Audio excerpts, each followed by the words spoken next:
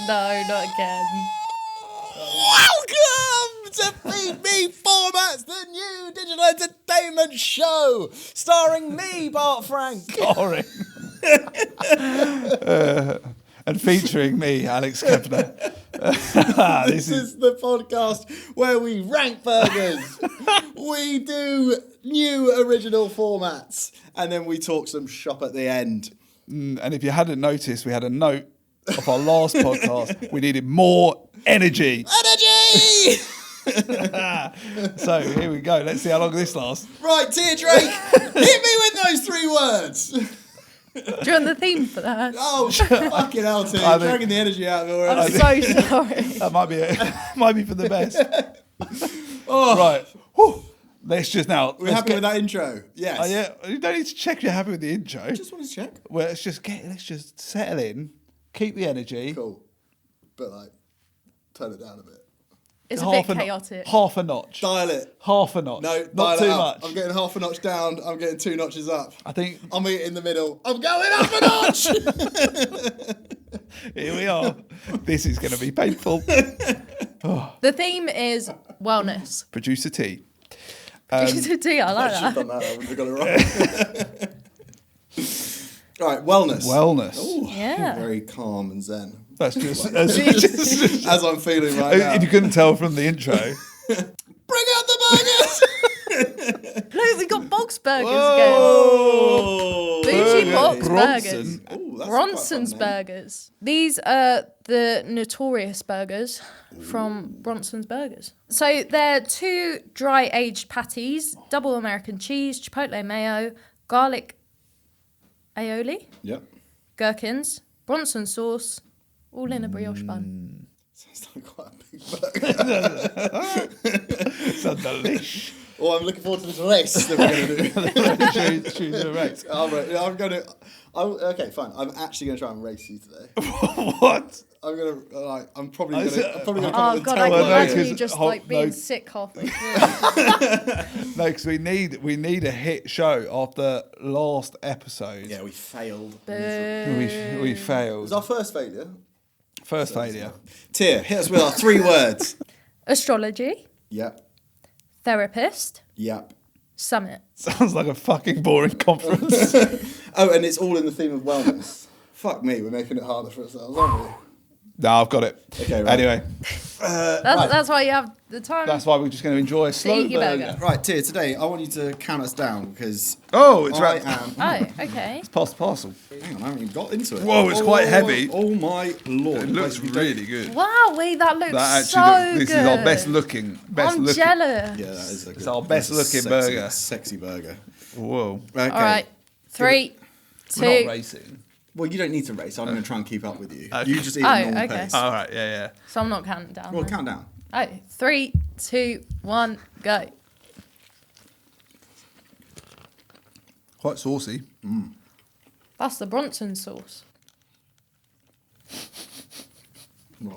Oh my god. I'm literally eating as fast as I can. I know you've got a burger in your hand.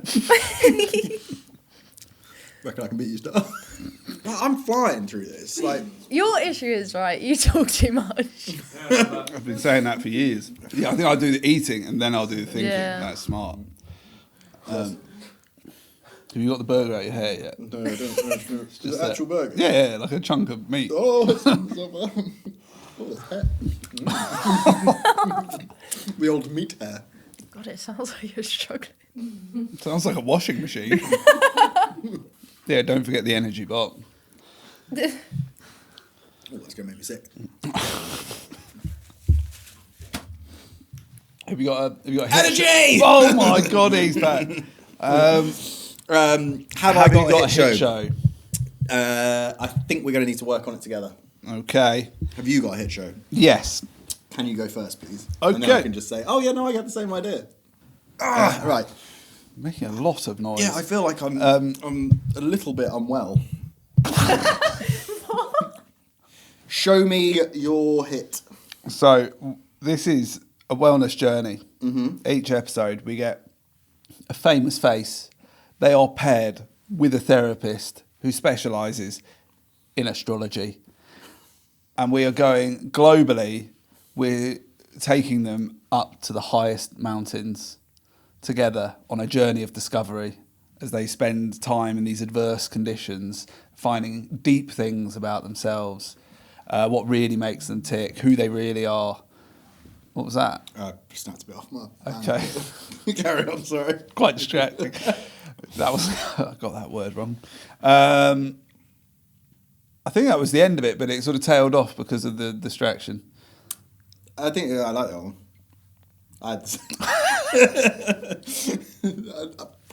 To be fair, it's genuinely not that different.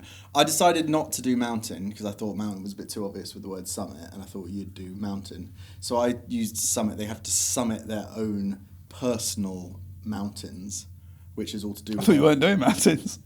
But summit is always a bloody mountain. Oh, no, it's No. not. You could be a summit where you... Yeah, a conference. I made the joke earlier. It could be the DJ John Summit.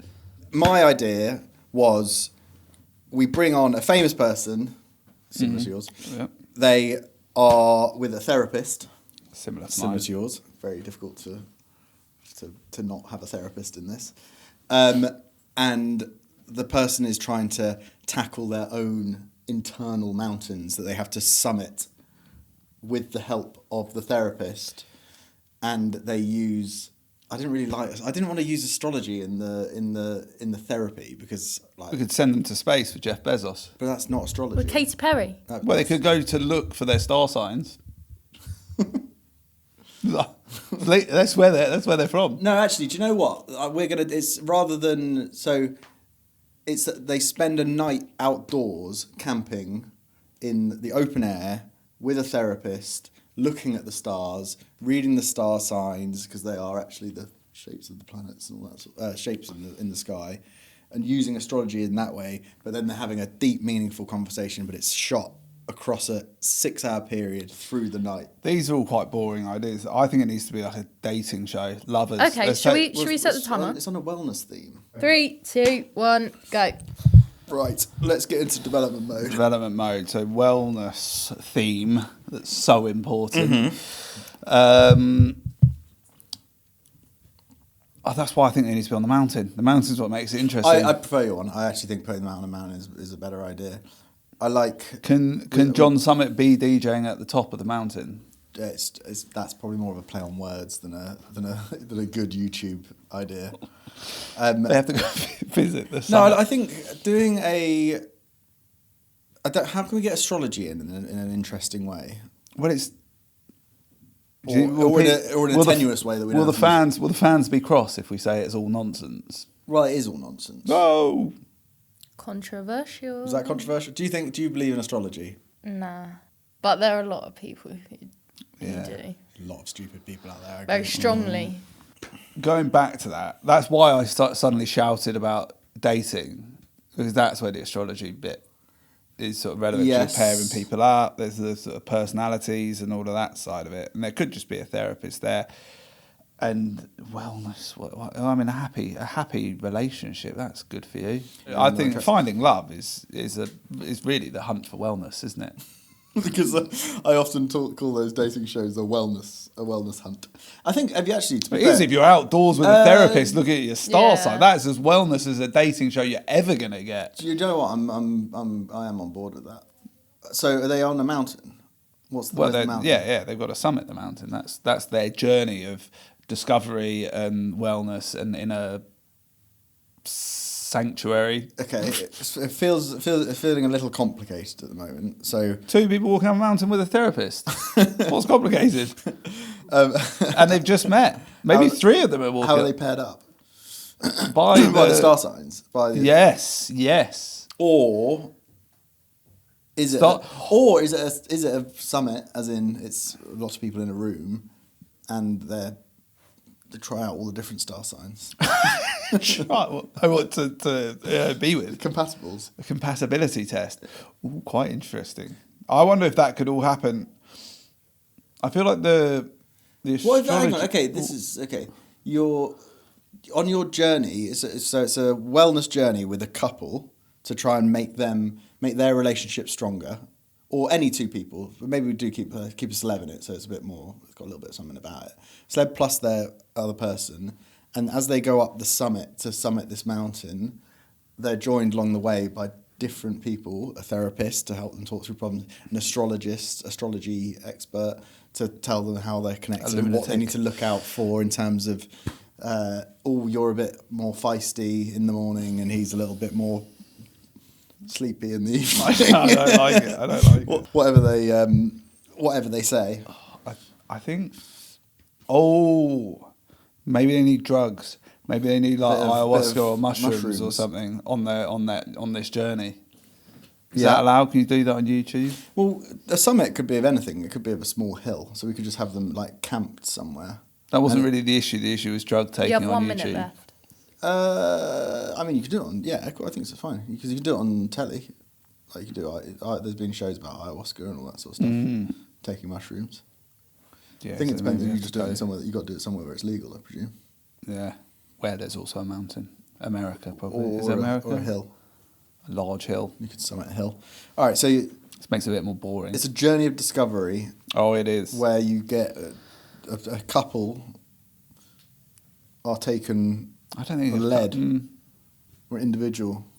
I think it's an individual and this therapist, and our therapist has to. And I think it was I like the idea. It was a famous person doing a deep, I liked it. It's a famous deep discovery. Maybe they could bring a get there just sort of support animal. 10 Feels a seconds. bit like when Bear Grylls does his little interviews. With Yeah, it's a bit Bear Grylls-y, that sort of idea. but it's a therapy session. Yeah. It's like it's basically the world's most extreme therapy session. I like it. I would love to hear a new hit show. Whoa, you're in luck. Oh, baby, are you ready for the new hit show, Teardrink? You say, you just call her baby. I'm cool to it, baby. You're like, oh, baby. I was just using the baby.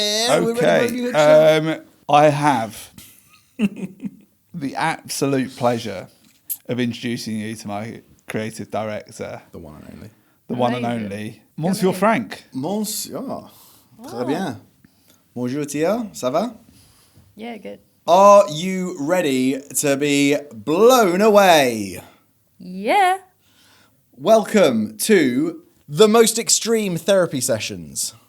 And each week we bring a famous face. So think Robbie Williams through to David Beckham. To Cristiano Ronaldo. What year are we making this show in? Maybe Sabrina Carpenter. Sabrina Carpenter. Thank you For the Tia, kids. for bringing a little bit of youth to the ideas. She sings espresso. Go on. It's a me espresso. Da-da-da-da. See? Yeah, so I don't think she's not right for the show. well, anyway, I don't think she's going to go on the journey that we need her to. you want someone who's been through a lot. Do you know, so reference for this idea, The Assembly. Very good show, by the way, just as an aside. Yeah. No, but what's so great about The Assembly is they've got Danny Dyer, David Tennant, Gary Lineker. It's people who have gone through a lot, so they've got a story to tell and really interesting stories to tell and lived life events and had bad stuff happen to them that they're then able to unpack. So we're looking for people like the caster there, like Gary Lineker, I'd love to see Eminem. like Eminem. Exactly. What, was that just an aside? What, in concert or just on our show? No. Anyway, what is happening is we're summiting a mountain Yeah. with a famous person and a therapist who is guiding them through a journey, talking to them about their life, exploring all of these things, whilst they're going through this difficult terrain and they're unpacking their life to them. And it's a real deep dive into who they are from a wellness point of view as well, because they'll unpack all of the life events, the good, the bad, the ugly, and they'll come out of it a better person at the other side, having experienced this with their therapist guide. Okay. What about the astrology? I was going to say. It's at night. Well, no, that's part. They go through different sessions with the therapist on the journey. One of which is astrology, but then they also do sort of hallucinogenic therapy. They do sort of big, deep, open, sort of explorative conversation therapy. I don't know what other therapies you do, but I'm sure they'll do the most extreme ones. Maybe there'll be a cold water plunge. Each time they sort of stop, there's another sort of moment where they're There's something funny over there. I'm just loving the fact that like halfway up the mountain we give them a shitload of mushrooms and then they've got to try and finish the walk. I mean, I don't think it's Mount Everest. I'm not saying that. It's like it's a hike. They're out in nature. They're The 3 celebrities dead on our first, series. That wouldn't look good. Cycling through Robbie Williams and Sabrina, Carpenter and Eminem all dead. I think it's more. No, it's a guided session. They get to a little encampment. They're looking at the stars, the astrology, and sort of. It's a journey. It's very much a journey. It's a journey in a figurative and a literal sense. They are climbing to the summit of their own personal struggles, and they are also climbing to the summit of the mountain. Why does it look like you're crying? He's crying. He's emotional. He needs to go on the show. Send him up the mountain of discovery. But I think that is a nice little parallel. It's a journey of discovery. We're summiting our personal struggles, and we're like laying it all out there with our therapist and the world to see. Well, whilst we're in tandem, the celebrity. Whilst in tandem, we are literally summiting a mountain. And then when they reach the top, that's where they have that's where they will all start crying. Yeah, Like because Bart. they made it, and they've also shed the load of what's been on their mind. I actually quite like it. It's better than the last episode. Oh, I mean, that wasn't a high bar. No, bring that back. We're trying to. You could just like this in and of itself. We're not just trying to. If anything, we might even cut that episode. No, I think it's pretty interesting, to be fair. If you can get some interesting people on, Yeah. get a public therapy an session. interesting therapist. Do you think people do a public therapy session? Does that slightly defeat the point? No. These are like couples therapy. There's been loads of TV shows that are like couples therapy. Yeah, but like as a celebrity where you've got quite a guarded sort of image and everything. But honestly, Who would you most want to see on that show? I'm assuming it's not Robbie Williams. It's not Robbie Williams. I genuinely think what makes those shows Is he really just ignoring the question? Yeah, he's just ignoring the it. question. No, isn't I he? am. I'm about to get you with the person. Oh God. All right. It's going round. I was going to say, what I think is the most interesting thing with those shows is having people that have been through quite a lot. And so that you actually really do unpack stuff. So the example of the assembly with like Danny Dyer, where he's gone through addiction to alcohol. No one wanted to hire him as an actor because he was like has been. Then he managed to get into EastEnders, and he says like that turned his life around. He's now doesn't drink anymore. All of this stuff. And Is this a long-winded way of you saying Danny Dyer? Well, no, I'm saying that's the type of person that I would want who's had a journey. Now I'm going to think of the person who it should be. You haven't started thinking of it. Who's got who? What's that guy? Macaulay Culkin. Roy Keane. Macaulay Culkin would be very. Macaulay Culkin would be very interesting. Yeah. Yeah. Too good. Yeah, we someone who's had a surprising amount going on behind the scenes. Justin Bieber. Might be a bit fresh. A bit fragile, yeah. I think that might. Justin Bieber in 15 years. I don't think it's time for him to unpack just yet. No. What else did he still have? Whoa! Get him up there. Get P. Diddy up there. Or P. Diddy and Justin Bieber together. Oh, God, we're going to cut that. Oh, don't cut it all. Who is the first episode with that Tia is going to judge this on? Well, I'd probably choose Eminem if she's judging it. She said several times that I want to see Eminem. The world's most extreme therapy session with Eminem. Yeah, nice.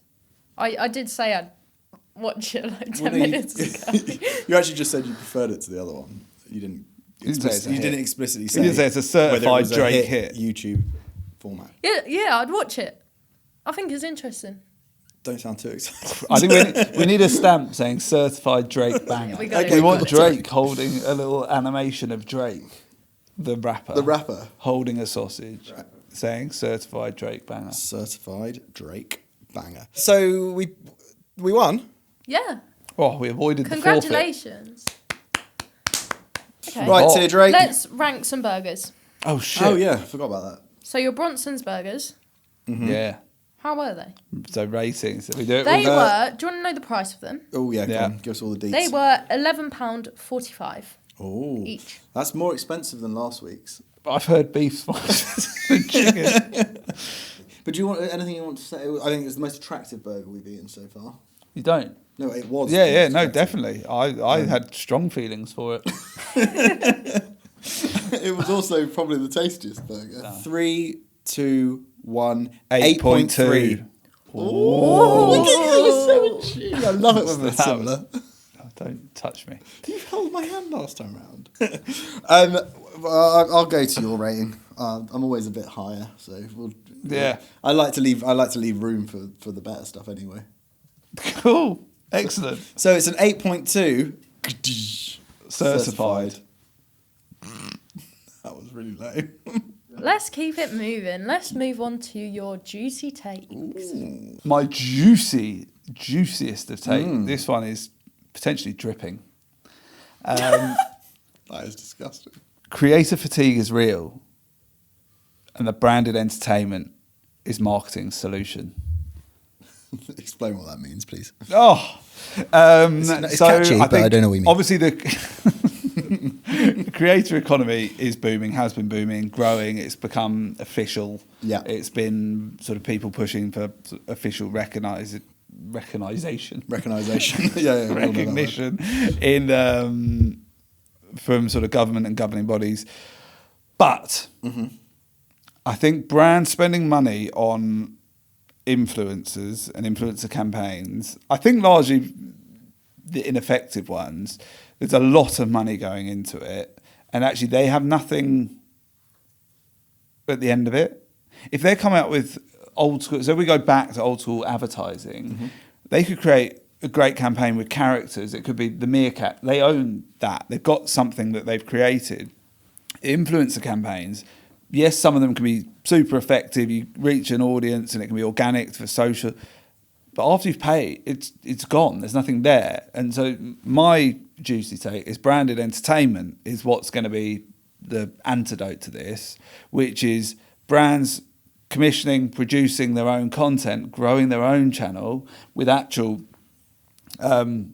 great entertainment or other shows or other genres, but on a channel that they own, so they can control their own marketing output. It sort of brings it slightly back to them having the ability to put out what they want, and they can absolutely still feature creators. And actually, one of their strategies that is sort of most likely to succeed and has succeeded with JD Sports, Foot Asylum, is you group together a group of creators and create for your channel. Do you think influence marketing is dead then? Is that what you're saying? No, not at all. But I do think the sort of this spending huge sums of money to get your product featured on a influencer's feed or in a story or as part of a partnership. And obviously some of those relationships and some of that content can literally transform a business. But actually what's happened is the influencers realise that the amount that that's worth, they can set up their own businesses anyway. And so if they're doing that, you're trying to compete with them doing it themselves anyway. And the more money you're giving them, the more it's costing. And fundamentally, the more you're risking that is that campaign going to work. Whereas if you start your own stuff, you have control, you have all the data, but you still need to be brave with your creative and editorial. Like you still need to put stuff out there that is going to engage you. You can't water it down with the brand, because then you'll end up with the worst of both, which is sort of content that's slightly advertising but isn't really entertainment, and you end up in a grey area. But actually, if you go all in on it, you can get the best of both worlds. So do you think influence marketing is going to lessen, or do you? Yeah, I think so. Yeah. I think the big. We think we've seen the peak. Well, it might be the middle tier, the middle group of where sort of, I guess if you're going to call them mid-range creators and influencers, perhaps won't get the regular sort of big money deals, because they'll either will just still pay the money to reach a huge audience with a huge creator. But actually, the sort of the cost of doing influencer deals, where actually they can start growing and building their own, I think you're going to get a better return on investment in the long term. So I think I kind of semi-agree with you, because I think what's interesting... Only semi? Semi-agree. No, because I think influence marketing isn't going anywhere. I think maybe... to be honest, I think YouTube content, that money's going to more likely get pulled from traditional advertising and TV advertising, whereas I think influencer marketing and influencer currently is going to grow. I'm not saying that will extend forever, but I think what it still offers that is interesting, that even if a brand is growing its own channel, is if you do a multi-influencer plan where you've got like lots and lots and lots of different influencers at different sizes, they've all got very different audiences. And I think even when you grow your own channel, you've got to be really specific with the sort of channel that you want to grow. So if your product that you want to push, or the thing that you want to launch, or whatever it may be, isn't necessarily perfect for the channel you've grown, I think there's always be this necessity to use influencers to widen the scope of your audience, or to hit a specific target that you might not have. So I think that'll remain. Yeah, but I think you're missing an opportunity to build the brand like love that you get if you built an audience that are engaged in your content. I mean, I completely agree. I'm not. I think in terms of a brand strategy and a brand awareness piece, I don't think there's anything better than creating anything that people want to watch. As soon as you're giving the audience something, as soon as you're not acting in a way where you're going, look at us, look at us, look at us, we're selling this, we're selling this, we're selling this, to, oh, what do you actually care about? Oh, I'm going to make something that you care about. And then as soon as you flip to doing that, then people become more engaged in what you're saying, and then respect what you're saying, respect you as a brand, have loyalty to you as a brand, because they align you with the thing that they want. And it's like Foot Asylum is a really great example of that in the streetwear space, and then loads of other brands have followed in the streetwear space. But the bit that I'm excited about, which leads me on nicely to my juicy take. How juicy is this? That juicy. That's What? like quite juicy. Traditionally boring brands, inverted commas boring, traditionally boring brands have the most to gain from YouTube. You want some more details? I want some more juice, yeah. So, why do I think that? I think traditionally boring brands have the most to gain from YouTube because they are the ones generally with quite weak brand loyalty. Not that many people are brand loyal to their banks, their insurers, any sort of financial institution. And there's not many of their competitors that are creating content that is trying to engage and captivate an audience in that way. So they've got less competition, and then they've also in an industry where people aren't generally that loyal to, aren't generally that loyal to those types of brands. So what that gives you is an opportunity to, as a bank, start creating YouTube content that is for your target audience, doesn't necessarily have to be about banking, but is aimed at the type of people that you want to associate with your bank. And you build up this brand profile, and with that comes trust in your brand. I wouldn't say banks are necessarily sort of in that traditional boring space, because people interact with them so much and they're so high street and they are sort of marketed so much. But I would say sort of like insurers, sort of financial services, like the fringe stuff that you actually do use often, but you don't sort of associate with like a real tangible brand. Mm-hmm. And I think that's where, I completely agree with the thing about the bigger opportunity being there for those brands. And I think it probably also ties into the opportunity and the potential upside is twofold. Either it gives them this amazing opportunity to engage with the sort of, I guess, the stereotypical age range of YouTube, but actually, and I think I mentioned this on one of the previous episodes, is the older end of YouTube is growing. I think it doubled last year. and that sort of 40-year-old, 40 plus, and no one's really making that sort of high-end TV-esque, but actually just pure digital entertainment for them. Yeah. And I think that's just something that's going to grow. The 30-year-olds are going to become 40-year-olds.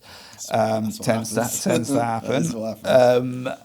And I just think like that's just such a shrewd and smart move for someone that actually wants to establish and own and dominate a sort of sector of the digital content industry. So yeah, I'd say that's pretty juicy. You liked it? Yeah. Had a bit of juice.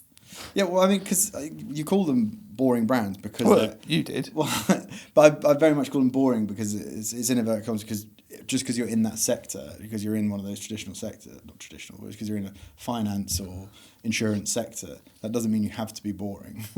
And I think by being a brand... Quite the opposite. Well, by being a brand that creates YouTube content, and one of the most exciting brands that we're potentially going to be working with is a insurance company that's trying to disrupt the insurance market, and they want to launch a YouTube channel to go alongside their launch, and that excites me more than any of the work.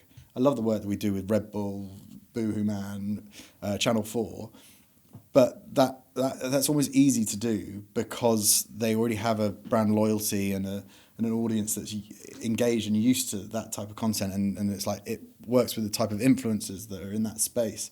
Whereas what really excites me about the idea of doing this with a insurance company is the challenge of, well, what does a digital entertainment strategy look like for an insurance company? How are we going to hit their target market? They've given us loads of information on their target market, and it's like, okay, cool, we now need to come up with a way that entertains them, that still aligns with this insurance company. And if we solve that, that feels so much more powerful than being another company playing in a similar space to what's already happening in YouTube. And again, that's why I think there's such an advantage for the likes of these banks and I'm saying banks again, even though you disagree, but I do think banks, insurance companies, even like health and wellness with the stuff we're doing with Long Lane. It's like there isn't that much competition in that space because no one's nailed it in quite the same way. So if you crack it, you're ahead of the curve, and therefore you have the competitive advantage. And I think naturally, because almost all of them now, like the business is digital, is where they actually need to push people anyway. And obviously they'll be doing the standard paid socials, that side of things, but starting to build that channel where you bring back the control of the marketing. I actually read quite an interesting fact. I didn't know you could read. I can read. I read an interesting fact that was to do with, because when I was thinking about my juicy take, and back on the banks, actually, thank you very much. Thank you very much. It was that over 50%, 52% of Gen Zs and millennials are more likely to take like financing from brands that they trust, like high street brands and clothing brands, than from a bank.